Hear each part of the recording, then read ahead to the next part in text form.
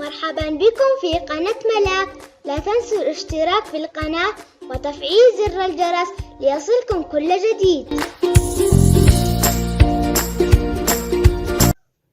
السلام عليكم ورحمة الله وبركاته، متابعي قناة ملاك. اليوم معنا لكم طريقة عمل مخلل الجزر والخيار بطريقة سهلة وبسيطة وبشكل أفضل، وإن شاء الله تنجح معكم.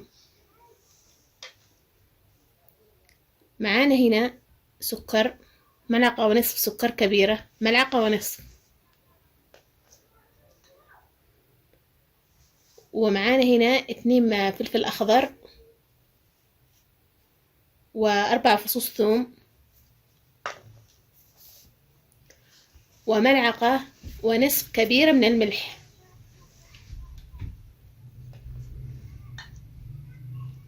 وخل بهذا المقدار، يكون أكثر من الربع بحاجة بسيطة.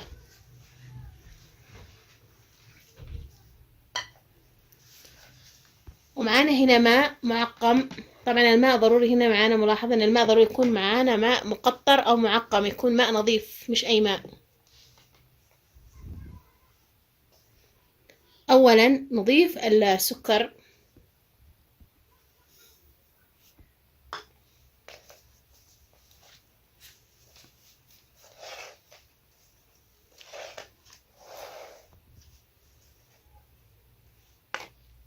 ثانيا نضيف الملح،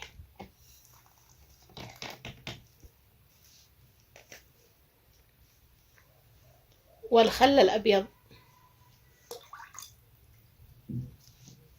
الآن نخلطها مع بعض حتى يذوب.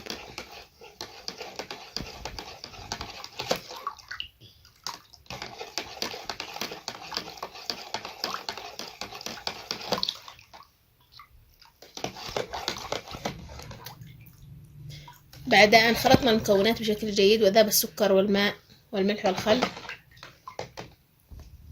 الآن نضيف في علب الجزر والخيار الفلفل،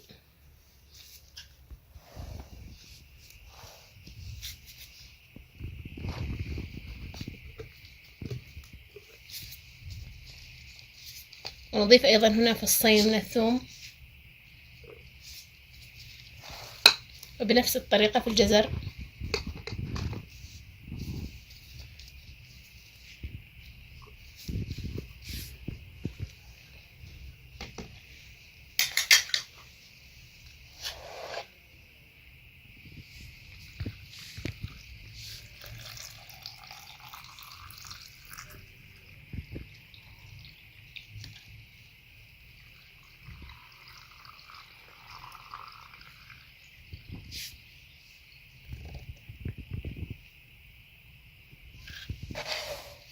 طبعا ملاحظة هنا ضروري الماء يكون مغمور، ما يكونش الماء ناقص حتى ما يعفنش معنا الجزر او الخيار بشكل اسرع، فضروري ان الماء يغطي الخيار والجزر.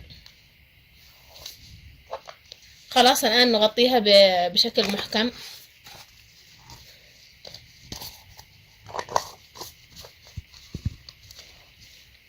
ونتركها لمدة اسبوع على الاقل، ثم بعد نفتحها ونستخدمها.